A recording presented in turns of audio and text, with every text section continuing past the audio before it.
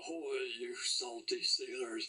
Time to raise anchor and set sail for your best scrawny life. Arrgh. It doesn't look good. I mean, the algae bloom, it's there, but it's not too bad. What's that? Once upon a time, the North Raccoon River was the river where I was catching some of my largest smallmouth and walleye. During the year 2012, there was a drought, and following that, there was sort of a series of floods and droughts. I stopped fishing the river basically for 10 years. One of the reasons is 99% of the river is shallow sand. We're outside of that North American mid-continent rift topography where there's limestone and sandstone, and we're in the glacial topography of northwestern Iowa. In many cases, much of the river is shallow sand. It's a matter of getting on Google Maps, looking for a series of sharp bends, looking for those rock dams that are scattered here and there, looking for wintering pools. Migrating to wintering pools is a big deal for the fish in this river. Driving from one spot, hopping from dam to dam. Something that goes along with that shallow sand is migrations of populations of fish. The fish move in this river. The river, because much of it is shallow sand, rises and falls relatively quickly. It also muddies and clears, somewhat quickly too. In that case, you're driving a lot too. You're trying to find where are the fish a lot of times. This time I seemingly did peg it pretty well. I was about, 3/4 of the way downstream, let's say, from the next dam upstream. The entire North Raccoon River drainage sees some intensive agricultural production, some, often right to the very edge of the riverbank. The result of which is that as soon as there's a stretch of sunny days, the river turns green with algae blooms. That's just the way it is. That's the way it always has been. At times it can be like pea soup almost. There can be such an algae bloom during the summer. As sort of an upside to that, the bait fish that feed on phytoplankton and zooplankton, because it's such a hyper-fertile environment, are there in huge numbers and grow to larger than average sizes. Huge numbers of gizzard shad and emerald shiners and common shiners and every type of shiner imaginable. Sucker populations can be boom or bust as they're dealing with heat waves and insecticide runoff and, of course, the ever-encroaching sand. This little short-head red horse had gotten itself wedged between two rocks in the dam. Of course, these fish feed on insect larvae that live between rocks and gravel on the river bottom. So it had gotten itself stuck between two rocks in the dam. I helped it out on condition that it would pose for the camera. There were some large gar in this bend pool, some really nice short nose. I had to stop and tie on a gar fly and set up the tripod for the camera. And while I was doing that, this little one was cruising the sandbar there. But some really nice ones were down in the deeper part of the pool. And this is, I launched at Squirrel Hollow Park and went upstream. So I'm just downstream from the town of Jefferson, which I don't recall ever seeing them that far north before. But like I said earlier, the fish move and migrate in this river. I did get a strike from that gar, but he managed to shake off. Had a long cast back into this little pool back there. Those long casts, the chances of it shaking off, the hook set isn't quite as powerful. A little higher chance of it shaking off, which it eventually did. Overall, a lot of trouble setting the hook on the fish for some reason that day. Is it the ones you catch or the ones that get away that keep you coming back for more? Anyway, yeah, what are you gonna do?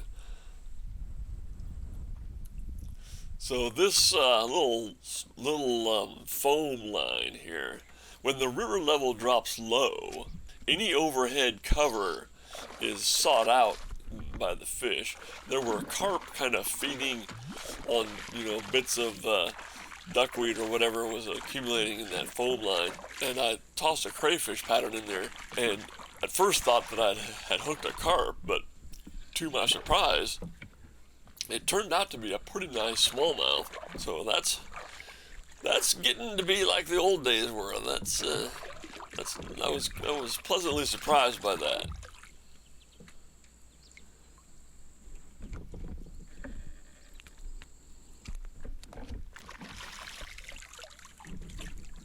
Yeah, I don't know to say how old that fish is, but it was a nice fish. That's what I was hoping to find.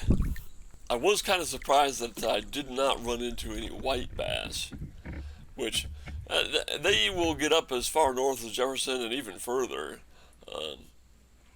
But once again, they're one of the fish that do move, and they may have already dropped as the river level dropped.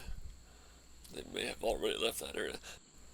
And this bend pool where I caught the smallmouth, I don't remember that being there when I fished the river previously. It's been a long time, but it's not a wintering pool, and scouting some wintering pools will be key. There I had hooked and lost another large smallmouth, but I did catch some smallmouth, which was a good sign of the population recovering. So overall, I guess I would say the North Raccoon is back on the radar screen. There were some decent fish. I only landed one decent one, but there were definitely some nice fish in that part of the river. I'm curious now about the sucker population in the river sections further north, and of course, how far north is there a reliable gizzard shad population? I went out to Red Rock, but the wind, it was dead calm, and the white bass were well offshore, further than I could cast, and I did not bring the kayak or anything, so I took to casting a little insect pattern to some smallmouth buffalo that were feeding, but I wound up catching a decent little drum instead. It was probably shadowing those smallmouth buffalo and picking up any little crayfish or anything that had been stirred up by then. So look how bronze it is, a really colorful fish. I did get a few white bass, so let's start shading on that drawing we made earlier. Start darkening in. Now, of course, there's a few things that I'm keeping in mind as I'm shading. There is, of course, ambient occlusion, the tendency of two objects that are close together to exclude or occlude ambient light, such as between the arm and the chest. And then, of course, there are cast shadows, such as underneath the t-shirt, where there's an object between the light source and another object. And then there's the core shadow of the object itself, just the pattern of how is the light falling upon that object, where are its highlights and its shadows. In this case, the front of the face, the light source is coming from in front and above, about right here. So the highlight is on the front of the face, the core shadow is there on the side of the face, and then it lightens again as ambient light wraps around the side of the face. And the same will hold true for the other objects in the drawing. So, well, that's it for right now. Let's give that one a break, and maybe we'll jump back into that and finish the background later on. What I need is a fly with a big profile but very little wind resistance. Those bigger white bass and wipers just are not going to come close to the shore without a howling wind. And I need a fly that has a big profile that would entice him to bite, but doesn't have that wind resistance. A lot of my streamer patterns are the King's Kinky Muddler type, often round in profile. Sometimes I do the high tie style, but there's a lot of profile there. There's a lot of surface area. There's a lot of wind resistance. If I did, though, the really extreme high tie, and I want to use bucktail because it has a lower wind resistance, and it kind of has that taper to it, that natural taper. But if I stack pinches of bucktail on top of each other, it often creates a high tie that's so high that the fish can't really eat it. So what I'm going to do is stagger the stacks, not on top of each other, but one behind and one in front of the other. I'm hoping to have two stacks. I have some mirror tape. So those little triangles on the bottom of the fly are representing mirror tape. I want to use that because a good flash is going to help attract the fish. There's only so many big fish, so I need that flash to help attract the fish. So that's what I'm hoping for. Couple stacks of bucktail, maybe just a little bit of streamer hair. I'll keep it really thin, try to, and we'll put in plenty of flash, or maybe some lateral scale, and that mirror tape as well. That will help call the fish in from a further distance away. It's a big, big lake, and just a little bit more visibility is, often going to be an important thing. So that's what we're shooting for. So this is the fly that I wound up tying. I wound up not being able to make two stacks of bucktail. So the rear stack has bucktail in it, and then the forward stack, I did use a little bit more of the SF blend than I really wanted to, but still the profile is razor thin. It ought to cast really well into the wind. A common summertime plant is Lactuca cereola prickly lettuce. This is the wild ancestor of cultivated lettuce, Lactuca sativa. Here you can see the pappus, that white feathery material that allows the wind to disperse the seeds of this plant. There is a milky white latex that is exuded where the plant is broken. This is an edible plant, although it is quite bitter. Here you can see the leaves are nearly perfoliate. They almost surround the stem.